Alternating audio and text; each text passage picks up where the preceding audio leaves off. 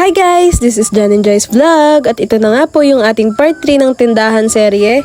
Yung last video nga po ay natapos dun sa paggagawa ng frame ng pinto at dito nga po ay tinutuloy na nga po ni Tito. At katulad nga din po nung aking sinabi ay ang mangyayari po dito ay steel matting po yung ilalagay dyan. Bale ang unang plano ko nga po ay magiging 2 pinto siya na binubuksan para kitang kita yung loob. Pero nito nga pong nagawa na ay parang mas maganda pala na isang pinto lang yung binubuksan para naman hindi masyadong bukas na bukas. Medyo nahirapan nga po si Tito dyan sa pagtatakid nitong steel matting dito sa pinakang frame dahil nga po hindi magsukat-sukat ng ayos. Alam nyo ba guys, hindi po talaga basta-basta yung paggagawa nito dahil talagang inabot kami ni Tito ng halos na 4 na araw dito lang sa pintong ito.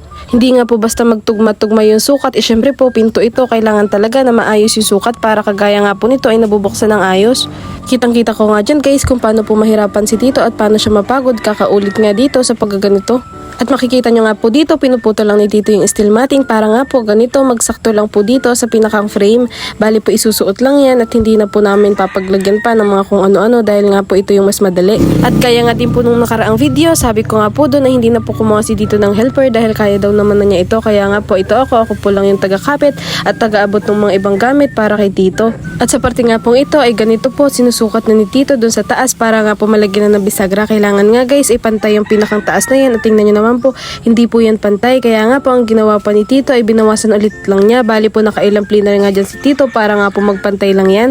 At sa parte nga pong ito nga guys, naitakid na po ni Tito yung bisagra. Tingnan nyo naman guys, talagang huy, nakaka-excite, malapit na talagang matapos. At bali naayos nga lang ni Tito yung parang pinakang kahoy dyan para nga po magsakto na silang dalawa at maitakid na ng ayos.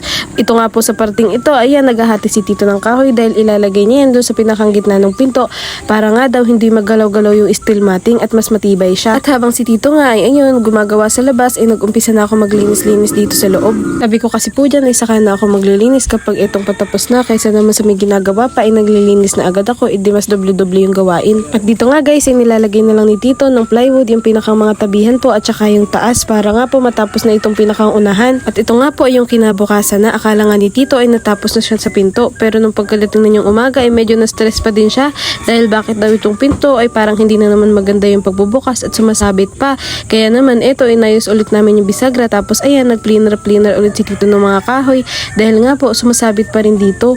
Sa parte nga pong ito ay totally na naayos na ni Tito yung pinto at talagang konti na lang ay pwede na lumipat. Finishing na nga lang po, talagang konting-konti na ay okay na. Kaya naman po nilagyan na din ni Tito ng plywood dito sa labas. At dito nga po ay pinaplano ni Tito kung anong gagawin niya dito sa labas dahil lalagyan nga po niya nitong pinakang pinto para nga daw po kapag may mga customer ay pwede silang umupo.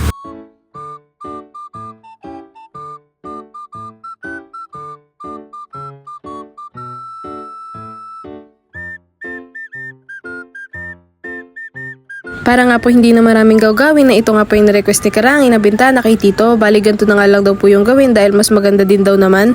Mas presko pa nga po tapos mas maliwanag. At maganda nga din naman guys yung kinalabsan na ganyang bintana dahil talaga nga pong napaka-presko tapos ang liwanag sa loob tingnan. Kaya nga po thank you kay Lord maging sa mga tao po na naging parte ng paggagawa ng tindahang ito dahil sa wakas po ay eto tapos na. At bago nga po ako tuluyang lumipat ay eto nga po ay nagpagawa na po agad kami nitong kuryente. Bali nga po nagpatakid lang po kami ng submeter at doon po ito itatakid sa kabilang bahay para nga po meron kaming kuryente. At kaya nga guys naging mabilis at madali rin po yung paggagawa nitong aming tindahan ay dahil nga po ito malapit lang po yung hardware sa amin. Hindi ko na po kailangan pumunta pa sa bayan para bumili ng mga kailangan dahil po may available naman dito at lalo na nga po kagaya nito nagpatakid kami nitong kuryente ay lahat po nitong mga wires at mga kailangan ay meron naman po dito. At after nga po itakid yung pinakang kuryente ay eto po nagpatulong po ako dito sa mga batang ito na maghakot ng mga bato-bato para nga po mailagay doon sa pinakang unahan ng tindahan para hindi maputik. Tapos after nga po nun ay eto po talagang excited na ako magbaldiyo dito sa loob ng tindahan dahil huy finally konti na lang pwede na talagang lumipat. At dito nga guys ay medyo nalulungkot ako dahil talaga pong after nga nitong magpanday ay solo ko na lahat nitong gawain. Lalo nga po at wala naman dito si Karangi dahil nga nagtatrabaho na siya. Kaya ito guys, inutay-utay ko lang po itong mga gawain para po matapos at ang una kong ginawa ay itong mabaldiyuhan nitong pinakaloob ng flooring para nga po bago lagyan ng linoleum ay hindi na po ito magalbok. Habang nagbabaldiyo nga po ako dyan ay talagang gusto ko nang umiyak dahil talagang after ng mga ilang araw, halos isang buwan guys na talagang nakaka-stress, na talagang sobrang masusubok yung mental health mo, yung physical body mo, na kung anong mga gagawin mo, pero talaga nga po mapapa-thank you Lord ka na lang dahil talagang kahit papaano ay eto natapos na at pwede mo na talagang lipatan. Kinagabihan nga guys, mas lalo pa akong kinilig dahil talaga nga po napakaganda niya, lalo na nga po kapag may ilaw. Tapos nga po na nagtakid na din po kami nitong kortina na magsisilbing kisame para nga po sa tanghali hindi mainit at hindi direkta yung init ng araw na nanggagaling sa pinakambubong. At kulang pa nga po yung nabili kong tela, kaya nga po sabi ko sa susunod na araw ko na lang dadagdagan kapag wala na akong ginagawa. Bali, ganito na nga po yung itsura nung nalagyan ko na po ng pinakang kortina. Bali, ang ganda nga po sanang tingnan kung lahat po ay meron. Kaya nga po sabi ko sa isang araw ko na lang lalagyan. After ko nga po maglagay nitong kortina, linoleum naman yung nilagay ko. At thank you nga po sa mga batutang ito dahil alam nyo ba guys, hindi talaga ako nila iniwan dahil tuwang-tuwa sila dahil meron na daw silang panibagong matatambayan. Bali nga po, tinulungan nila ako magtakid ng kortina hanggang sa magtakid niyang linoleum. At kinabukasan guys, syempre po hindi na natin to papatagalin at maglilipat na agad tayo dahil nga po ang dami nitong mga gamit na hahakutin. Kahit paano nga guys, habang nagagaya po ako nitong mga gamit ay nalulungkot ako dahil po ang dami na din namin mga memories dito sa tindahan na ito. Halos magto 2 years na din po kasi kami dito sa tindahan na ito at kahit hindi naman po ito sa amin at nirerentahan lang namin, ay ito pa rin yung aming first physical store na kung saan ay naging parang pinakampuntahan na din ng mga customers namin. Para nga po mabilis na mahakot yung mga gamit ay nagpatulong po ako dito kay James. Bali kung makikita nyo nga po ay daladala lang po namin ng ganyan dahil ganun nga lang po kalapit yung bago naming tindahan dito sa aming inalisan na tindahan. Talaga nga guys, hindi pa rin ako iniwan nitong mga batutang ito dahil sila din po yung tumulong sa akin dito sa aking paglilipat at pag-aayos nitong mga gamit. Bali nga guys, nakakatuwa lang po dahil kahit papaano ayun meron na kaming naipundar na sarili naming tindahan galing sa aming mga pinaghirapan. Kaya guys, kung nakikita nyo man kami na talaga pong parang aswerte, parang ang dami namin po order lagi guys, marami din po kami binabayaran, marami din po kami expenses, hindi kagaya po ng palagi ninyong iniisip.